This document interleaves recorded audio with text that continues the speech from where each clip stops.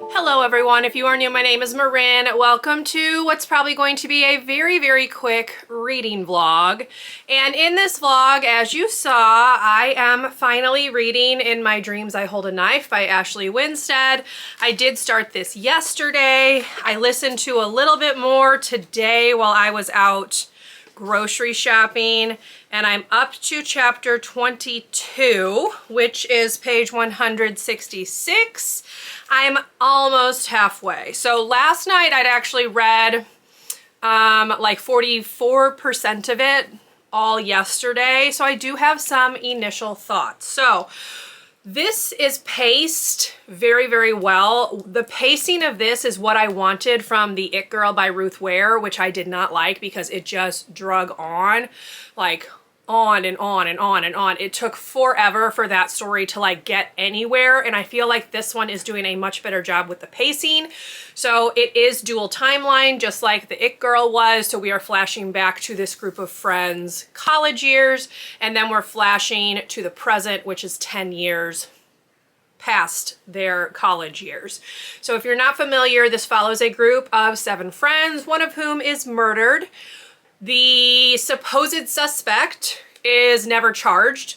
He is one of their friend group, but there's never enough evidence to bring him like to court and to charge him and to put him in jail. And so they are convinced that he's basically walking free, and there's only one of them that believes that he is not guilty. And then we're in their 10-year college reunion where things are going to come to light. So already at this point, again, right here, I would say we've learned some secrets about 3 of the friends, but the main narrator is definitely hiding something.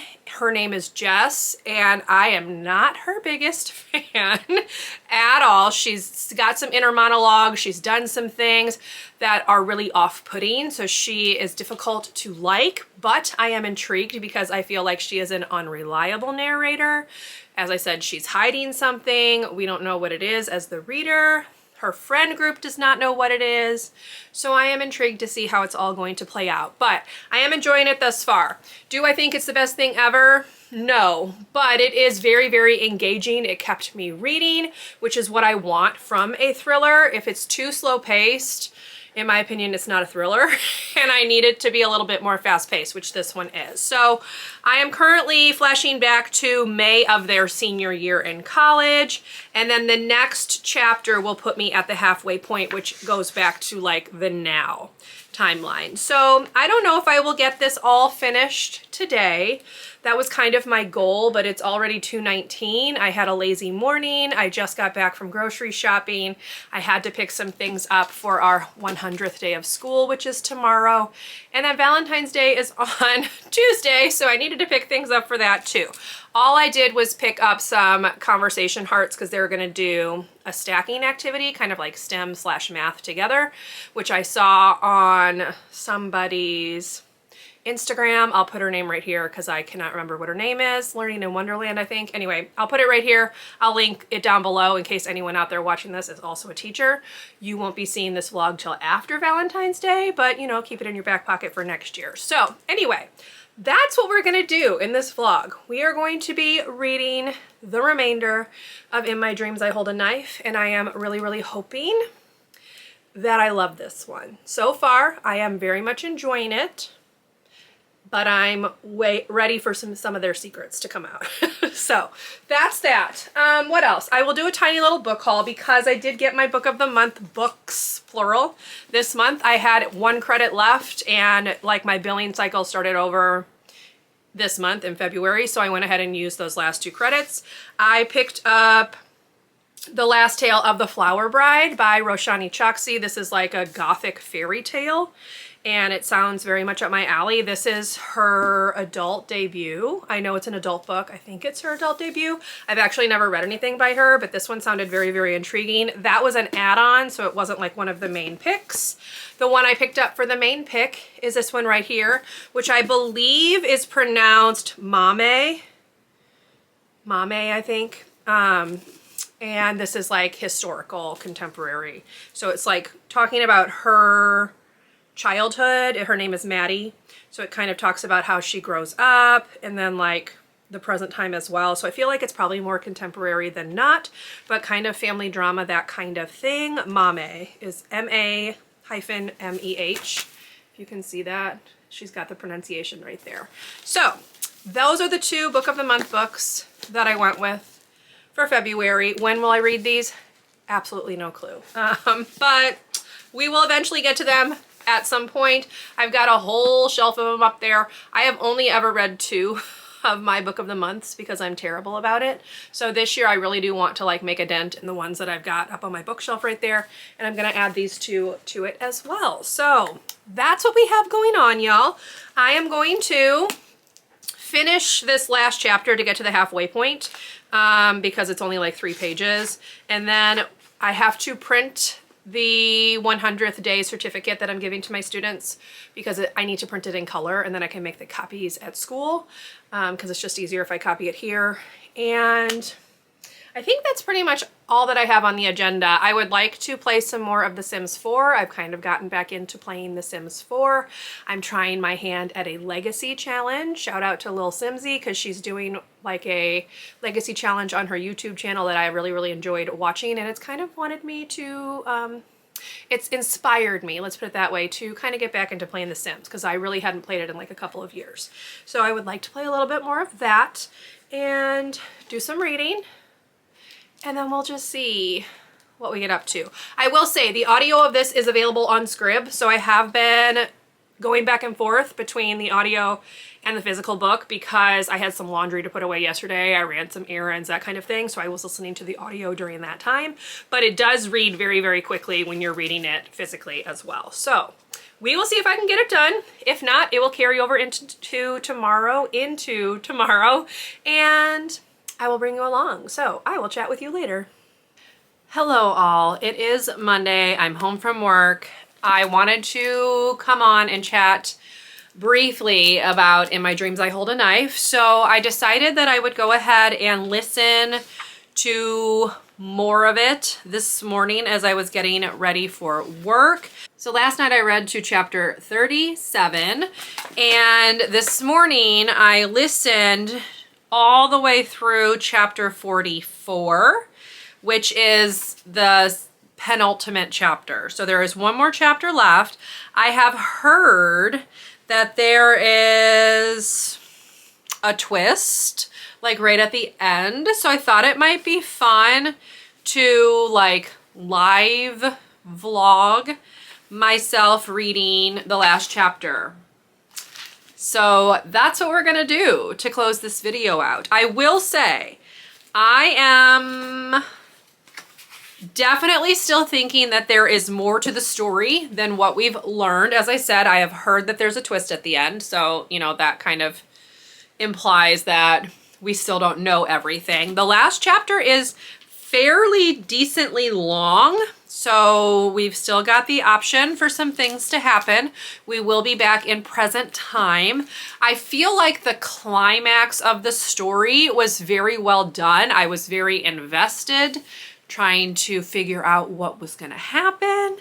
And now we're gonna read the last chapter and I'm hoping that it is a really good one. So I don't know my rating as of yet. I have really enjoyed it.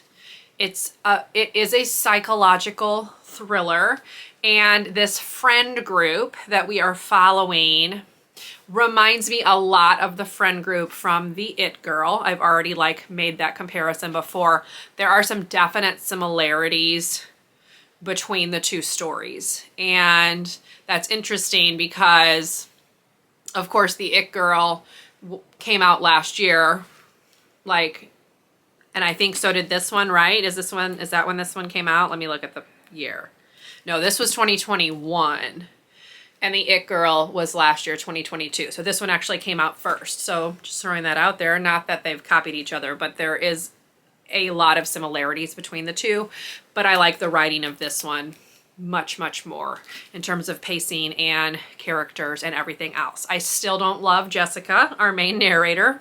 Still don't love her, but I am very curious to see how the story is going to wrap up. So we're gonna read it I will bring you along and we'll see what they're talking about when they're talking about that twist. So let's read and then I'll come back and talk to you.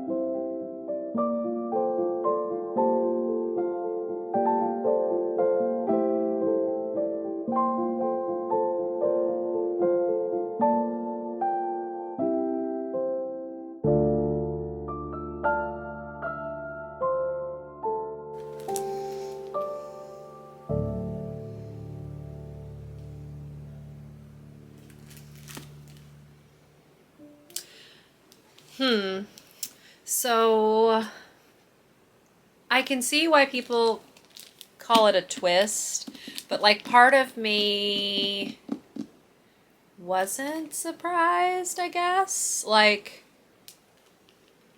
but yeah, still very, very enjoyable, even without like a true twist, I guess. There is a like note from the author. What does she call it? She called it a conversation with the author. So I am going to read that and just see what she says. I will come back and like chat with you after that. But basically, this is a very well-paced thriller. Very well-paced. Keeps you on the edge of your seat, keeps you invested. In the end, you realize that almost all of the characters have some things about them that make them not so great, which I feel like is kind of the case with a lot of books like this. This is actually the first like dark academia, I guess, type book that I have read, aside from the It Girl, because I guess that's also dark academia. I did like the flashback scenes a lot. For the most part, they are told from Jess's point of view, but we also get some chapters from some other people's points of view as well, as you're trying to untangle Heather's murder and who's responsible. I kind of saw who the killer was, like, coming.